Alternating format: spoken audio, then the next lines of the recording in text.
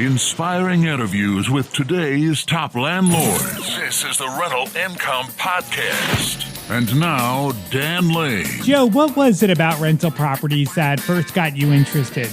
It probably was the 5+ years working in a factory with no windows, doing the same thing every day, that I just realized there's got to be something better out there.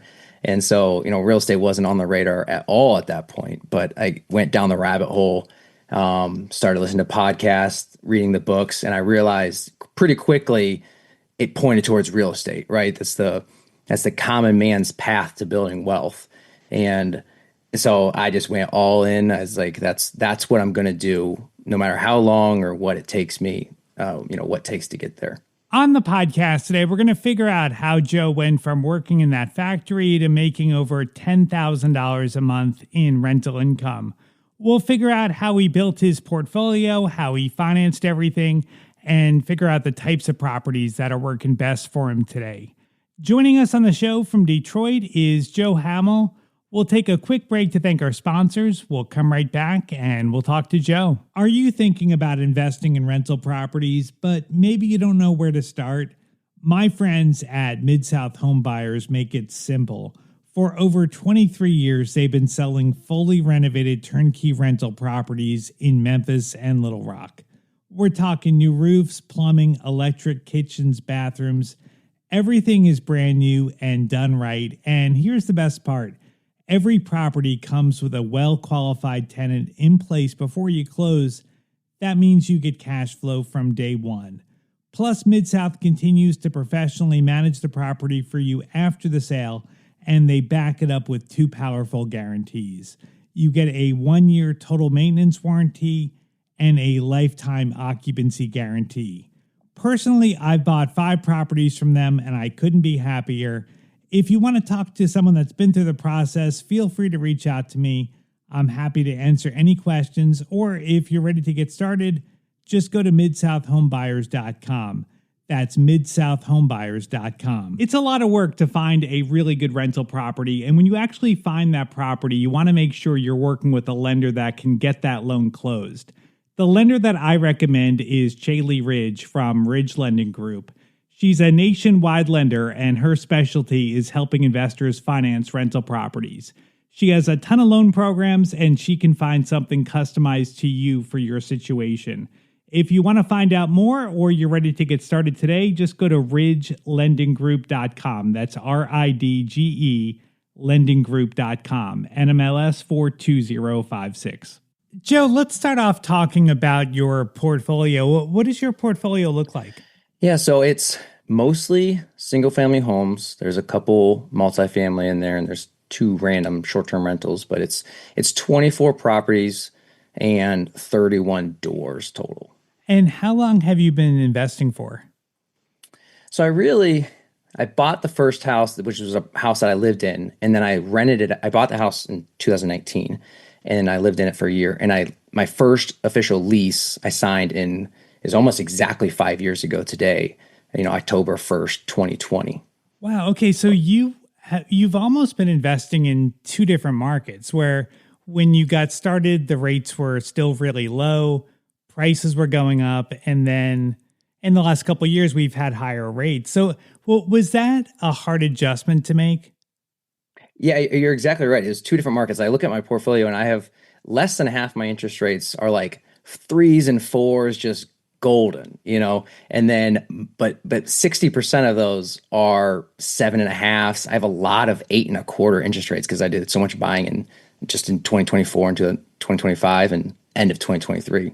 So was that hard, to make that adjustment in your head that the rates are higher, so your interest cost is more? So did your cash flow go down a little bit? Yeah, I think I'm a little bit lucky in that fact that I started out, the first couple had the lower interest rates. So I was making so much money so quickly on those first couple properties that I was so convinced that real estate was so good, especially the types of properties that I was buying, that as the interest rates went up, I looked at my equity. My cash flow was good, but my equity was great. And so it just as the cash flow diminished a little bit, I just kept buying because the cash flow right now is awesome, but I'm really buying for the future, and the cash flow is going to be across the board. I can refinance those sevens and eights. I Right. already could get the eights down into the sevens right now. I'm just kind of waiting a little bit longer. Yeah, I think a lot of people miss that the rates are higher today, but the rates are going to come down at some point and you'll be able to refi. And at the same time, the rents are probably going to be higher in the future. So those deals that are working today are going to work even better in the future. 100%. Yeah. Awesome. All right, well, let's see what you've done. So you're profiting about 10,000 a month from your rentals. So let's see how this works. So how much total rent do you collect every month? About total rent's about 42,500 a month. Okay. And then how much are your mortgage payments? Pity payments are it's around 25,700 a month. Okay, so that's principal, interest, taxes, insurance. And then as far as budgeting for repairs or maybe utility bills or whatever other expenses, how do you budget for the expenses? Yeah, I personally use 15% for vacancy, maintenance, and capex. So 555. I've just found that to be close enough, because all I'm really doing with that number is forecasting. I'm just trying to project, well, how much am I going to make next year? Actual costs are actual costs. And my actual cost is I just keep, 50, 60,000 in reserves. And when a furnace breaks, I replace it. And then I let my cash flow, replenish that $3,000. So that's kind of how it works out. Okay, so you're not actually putting in the 555 to 15% every month.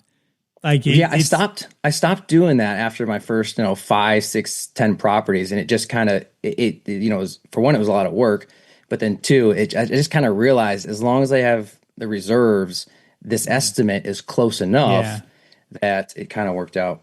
Okay. So then your total rent is 42.5. You have 25.7 in mortgages. So on average, how much are your expenses every month? Roughly around 6,800 a month. Okay. If I'm including some utilities and other things like that. All right. So then you've got 10,000 a month in cash flow. Yep. That's awesome. All right. So what are you buying? What types of properties are you finding are working the best? Yeah. I'm a realtor. My real estate team, we call these types of properties bread and butter. It's what the majority of my portfolio is, and it's what we've learned works the best. Seeing we get the data from everyone else, and it's we're in the Metro Detroit market, and we're looking at $80,000 to $130,000 purchase price. Those are going to rent out for $1,100, maybe up to $1,500, sometimes $1,500 plus. If you're familiar with the 1% rule, they're 1.2 to 1.4% rule deals. And, some of those are 6 to 12% year one cash on cash. And they have a really good balance of price to rent and location. I have some tenant issues, but I don't have major tenant issues. As soon as I say Detroit, half the people probably think, oh boy, but we're not buying the $10,000, $20,000 houses. We're buying a solid $100,000 house in a solid market. A lot of these are in the suburbs. Some of them are in Detroit, but and they just work. And so what I've learned has worked. And I honestly, I think about scaling up sometimes. Oh, I need to buy large multifamily. I don't want to. I don't want to create the wheel. This works really well. So I just want to keep repeating it. And so you're getting good tenants with stable employment and people that just want a nice place to raise their family. Yeah. I mean, 31 doors, 5 years. I've had 2 evictions, and I've had a couple tenants, stop paying and had to send a notice to quit. I think that's a respectable number. I think it's a very good number if you're kind of familiar with this industry.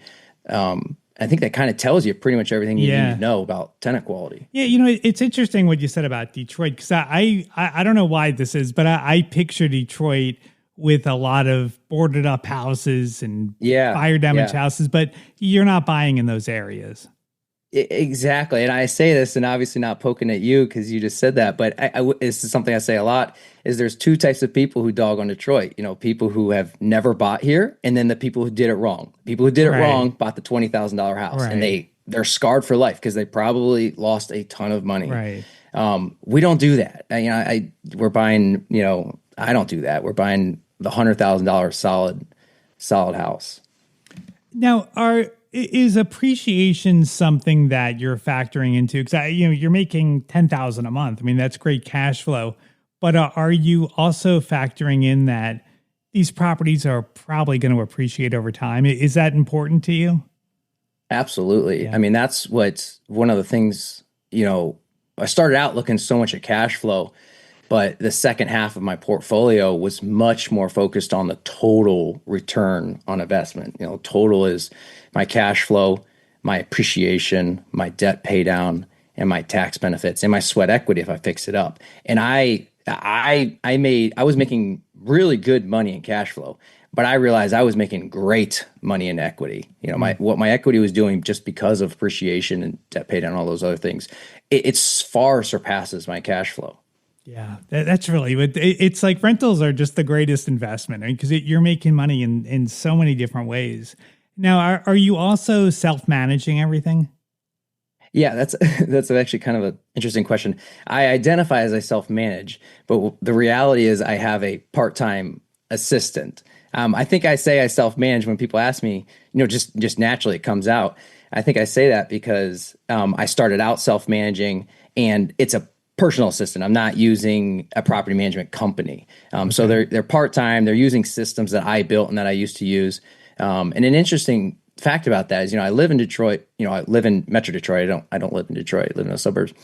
But I've only gone to most of these houses one time.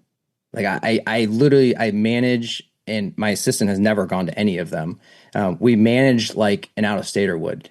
We're using all systems like digital deadbolts, having handymen go out there and do all of our walkthroughs and such. So it's a pretty hands-off approach. Now, how do you do showings? Like, say when you have a vacancy, or how do you do that? We do tenant self showings. Okay. We have the digital codes. I'm giving out a tip here. We use Slade digital deadbolts, so you pre-program the codes. They're not actually a Wi-Fi connected, so the codes are in there. You have to go out there and you can rechange them. We tell tenants it's a temporary code. You have to let us know exactly when you're going so the code will work. So in their head, they have no reason not to believe it. Right. What they don't know is I don't get out there and change that code for a couple of days or a couple of weeks. Or I don't actually send the handyman to go change the code until someone actually signs the lease. But we get there, we have them apply first. So we have all their information. We make sure we get their driver's license and their application. So, at least we're protected a little bit that way. And then with the bluff on, it's a temporary code. I've, knock on wood, I hope this doesn't mess me up, I've never had an issue with self showings in 5 years. That's great. Okay, so the tenants go in there, they see it, and then do you get any pushback with people not wanting to apply before they've seen the property?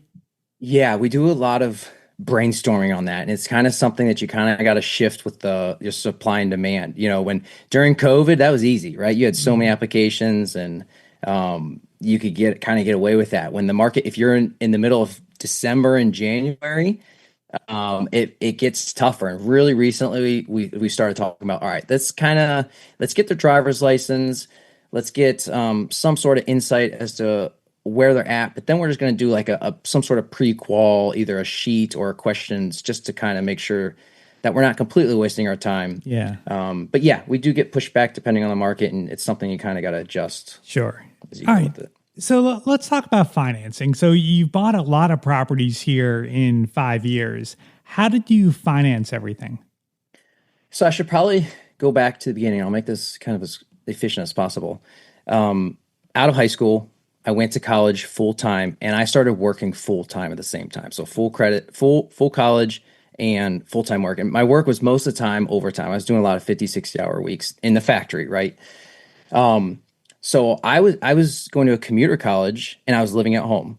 So I was doing, school wasn't that expensive. I was positive. So I was saving all through college. And this was in Ohio. I live in Michigan right now. This was in Ohio. When I graduated college, I bought land for like 96,000, and then I bought a house. I used FHA and bought a house for 112,000 with that money that I'd saved up working through college. I fixed them both up, and then I followed my girlfriend at the time, now wife, to Michigan, and I sold both of those. I profited like 25K when I sold those. And so that combined with working, I came to Michigan with about $60,000, which is, when you're buying at that time, I started out with $70,000 houses. You could buy a couple houses with just that amount of money. Sure. And then there's two other pieces. The one was 2021. I used the COVID pull out your 301k penalty free. And I pulled out a chunk of that because I'd been working for a year. So I had a chunk there. And then, my wife's a financial advisor. So she makes, she's a partner at a firm. She makes pretty good money. And then I make pretty good money as a realtor. So we live 100% off of her income, and I invest now everything I make. And we've pretty much done that since we got married.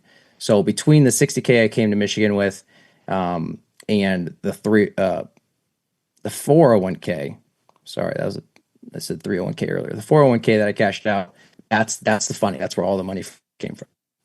Now, was that a hard sell for your wife? Because, to live on one salary, no matter how much money you're making, is a sacrifice. I mean, you could always have a nicer car or go on nicer vacations. I mean, there's always something you can buy. So was that a hard sell to your wife that, yeah, we're making all this money, but we're only going to spend your salary? I would say not really, for two reasons. One, she's like-minded, right? We're both very long-term motivated, sacrificing the short term for the long-term gain. We both have, neither of our families came from much money. So I think that in a way that helped, right? Because you're so extremely motivated to kind of flip that script. So I think we both had the same vision. She's seen the first couple real estate deals. I showed her the numbers and how they're working, and she's like, "Hey, let's do it." Awesome. That's awesome. Okay. So then all of your, so I guess so your real estate money, you're getting commissions when you sell a house, and that's probably not as consistent as your wife's job where she's getting a paycheck every 2 weeks. Well, yeah, my wife, she's actually 1099 too. Oh, She's, okay. As a financial advisor, she makes the majority of her money based off of what what products and funds they're into. But she was much more established. Hence the reason I decided to move from Ohio to Michigan, right? Because that was a decision. Am I following you up there or you come down here? She was way ahead of me. Okay. So it was pretty obvious to go up there and follow her. Awesome. Well, let's take a look at one of your deals. So tell me about this property. Yeah, I think a good property to look at would be one that I recently bought, right? Because the older properties are a little bit not as relevant, whereas one I bought in 2024 is going to be much more. 2024 is arguably more difficult than 2025 because interest rates were higher. They're lower now. Yep. As an extreme seller's market, still for us in 2024, whereas now it's cool to touch. So this is just a 3-bedroom, 1 bath in one of those markets that I was referencing. Purchase price of 125, which is kind of at the top of that bread and butter range, obviously because the market kind of pushed me up there to get same type of house. I still did like a medium $15,000 rehab. I'm getting 13. So market rent for that one is $1,450. On some of these later houses, because like I was saying earlier, how I focus so much more on total ROI, I've gotten a lot looser with my rents. I've done a little bit slower rent increases with tenants just to kind of keep them here, keep them happy. And so this one's under market pretty significantly. It's actually, out of all my 2024, that's my lowest one. It's at 1313. Okay. It still cash flows about $240 a month. It's like a 7% cash on cash ROI, even with that low rent.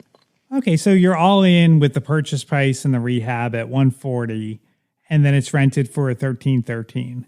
And how much is your mortgage payment on that? Yeah, so that's one of the ones that I have an 8.125 interest rate. So my mortgage is 875. Luckily, it's in a market with pretty low taxes and insurance. Awesome. Okay, so after you put some money aside for expenses, that's how you're getting to the 250 cash flow.